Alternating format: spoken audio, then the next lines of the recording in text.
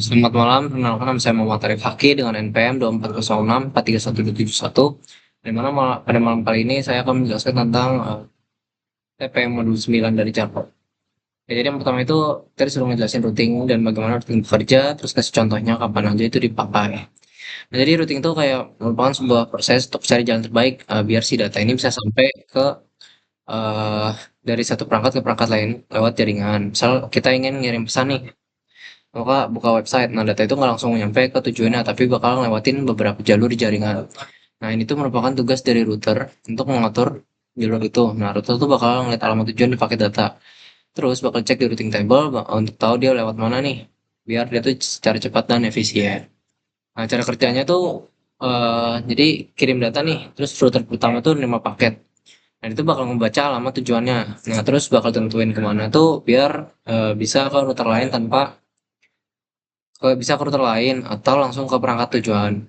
Nah, proses ini juga bisa terjadi beberapa kali sampai datanya tuh benar-benar sampai ke tujuan. Jadi kalau misalkan jaringan itu besar di internet, router juga bakal sering bertukar informasi pakai protokol tertentu biar bisa menyesuaikan rute terbaik. Apalagi kalau ada jalur yang putus atau padat. Biasanya tuh routing tuh bakal dipakai misal ada lebih dari satu jaringan yang saling terhubung. Misalkan di rumah router wifi buat ngarahin dari data ke HP atau misalkan laptop ke internet. Kampus juga sama. Routing juga penting biar semua tuh antar gedung bisa saling komunikasi lewat jalur yang tepat. Kan flow internet itu juga bisa jalan karena ada sistem routing ini. Lanjut nomor 2, bandingkan kelebihan dan kekurangan dari static dan dynamic routing. Terus kapan sebaiknya kita menggunakan masing-masing routing tersebut. Jadi routing statis dan dinamis ini sama, cuman si routing statis ini dia itu harus dikonfig secara manual sama si admin. Jadi router ini nggak bakal ada perubahan selama adminnya itu nggak ngubah apa-apa. Nah, ini tuh bagus buat jaringan kecil karena tuh jarang berubah. Tapi kekurangannya ada di perubahan jaringan. Jadi misal kabel error atau putus, nah itu tuh nggak bisa nyari jalan sendiri karena si admin ini harus tahu dan dia tuh harus merubah dari dia sendirinya. Jadi kalau misalkan jaringannya besar tuh bakal makan waktu. Terus ada routing dinamis. Nah, kalau yang tadi itu secara manual, yang dinamis ini dia itu secara otomatis. Jadi itu bakal nyari jalur terbaik buat ngirim data dan bisa tukar informasi. Jadi, misalnya di routing dynamic ini ada yang rusak kabelnya, dia otomatis bakal nyari jalur terbaik buat nerusin datanya. Nah, dia tuh kelebihan tuh bakal lebih fleksibel dan juga cocok buat jaringan yang besar sering berubah. Tapi kekurangan itu dinamis itu betul lebih banyak sumber daya, entah itu CPU atau bandwidth, dan pengaturannya juga lebih rumit karena melibatkan protokol tertentu seperti RIP, OSPF, atau BGP. Nah, routing statis, seperti yang tadi dibilang, dia tuh bagus buat jaringan yang kecil tetap misal di rumah, buat yang dari satu router ke di internet, sedangkan routing dinamis itu cocok buat jaringan besar, misalnya di kampus, di kantor, karena butuh sistem otomatis dan bisa beradaptasi jika ada kerusakan. Terus sebutkan dan jelaskan perbedaan antara protokol RIPv1 dan RIPv2. Nah, RIPv1 ini merupakan versi lama yang masih sifatnya classful. Jadi itu nggak bakal ngirimin si informasi subnet mesh dalam update routing. Jadi semua jaringan yang terhubung harus pakai subnet mesh yang sama. Terus RIPv1 juga masih ngirim update routing lewat broadcast. Jadi semua perangkat di jaringan tuh bakal nerima pesan tersebut walaupun tidak semuanya butuh. Nah, ini tuh bikin jaringan bakal boros bandwidth karena RIP karena ya udah yang sebenarnya dia tuh nggak butuh tapi malah dikirimin. Itu bakal boros bandwidth. Nah, terus RIP-V1 juga belum punya keamanan, autentikasi. Jadi dia itu lebih rentan terhadap manipulasi data routing. Nah, sedangkan IPv2 itu upgrade-annya dari IPv1. Terus kelasnya juga bersifat classless, yang dimana dia bisa membawa informasi subnet dalam update-nya. Nah, dia juga sudah mendukung VLSM atau Variable Length Subnet Mesh dan juga jaringan dengan ukuran yang berbeda-beda. RIPv2 juga menggunakan multicast untuk mengirim update, jadi cuma router yang memang pakai RIP yang bakal dapat pesan itu dan lebih efisien. Terus RIPv2 tuh juga udah punya autentikasi, jadi dia tuh lebih aman dan juga bit routing bakal diterima dari router yang sah aja.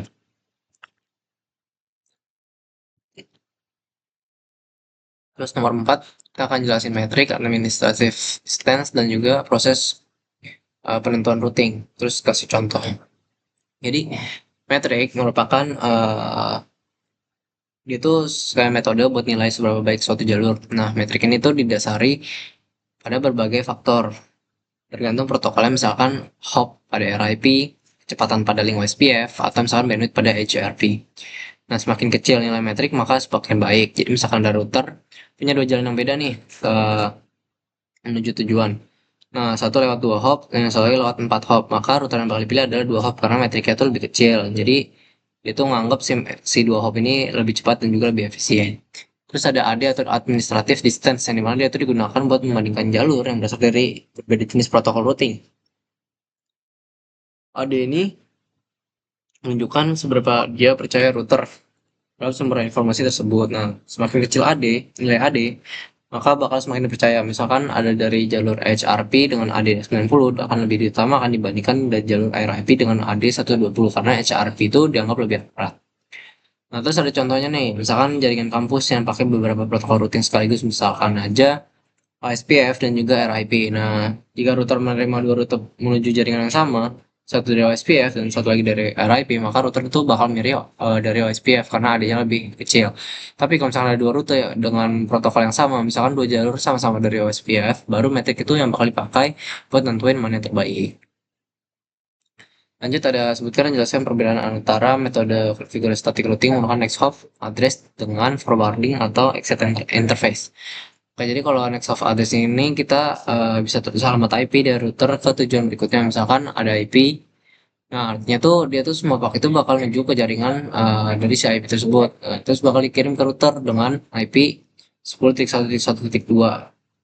Nah, router juga bakal nyari tahu lewat interface mana nih IP ini bisa dicapai. Nah, cara ini tuh digunakan semisal jaringan itu multi akses seperti LAN, karena ada banyak perangkat di segmen yang sama. Kekurangannya, router butuh waktu lebih sedikit lama karena dia tuh harus cari tahu dulu nih interface keluarnya kemana.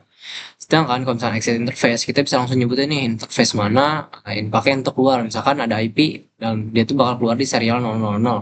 Jadi paket bakal langsung dikirim lewat interface itu tanpa harus cari next hopnya. Nah, cara ini lebih cepat dan karena dia tuh lebih singkat, tapi bagusnya tuh bakal dipakai di link point to point, misalkan koneksi antar dua router yang langsung terhubung. Kalau misalkan digunakan jaringan yang banyak, perangkatnya seperti Ethernet, itu bisa bikin router sibuk karena harus banyak ngirim permintaan dari si ARP-nya.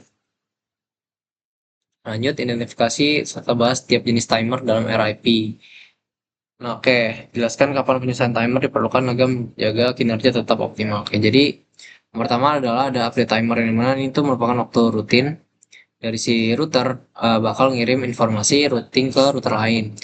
Nah, biasanya itu dia setiap 30 detik. Nah, si router tuh bakal ngirim update ke semua router yang tahu kondisi terbaru jaringannya. Nah, misalnya interval yang terlalu cepat, dia bisa jadi sibuk karena dia bakal update terus-terusan nih.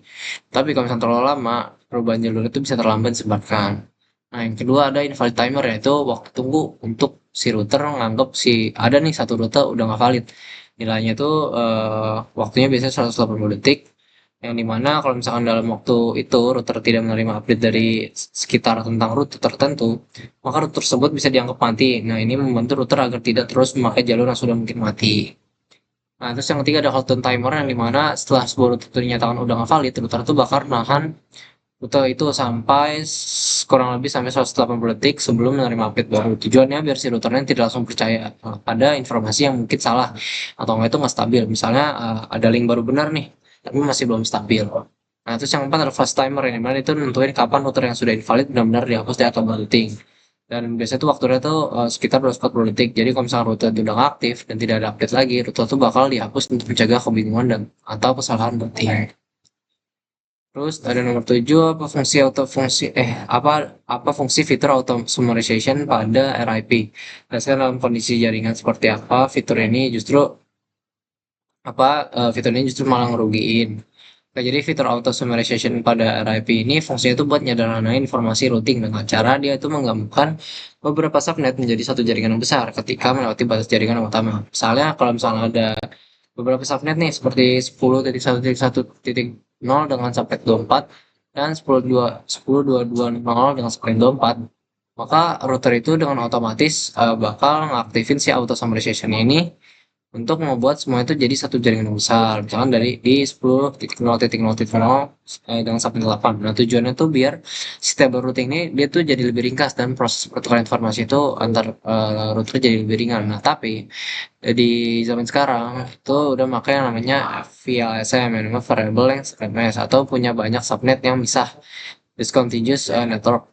Nah, auto summation ini bisa jadi bikin masalah karena informasi subnet itu diringkas. Nah, jadi router lain itu bisa kehilangan detail penting dan tidak tahu arah rute yang sebenarnya. Jadi akibatnya itu bisa terjadi routing error atau bahkan black hole di mana paket data itu nyasar dan nggak tahu tujuannya.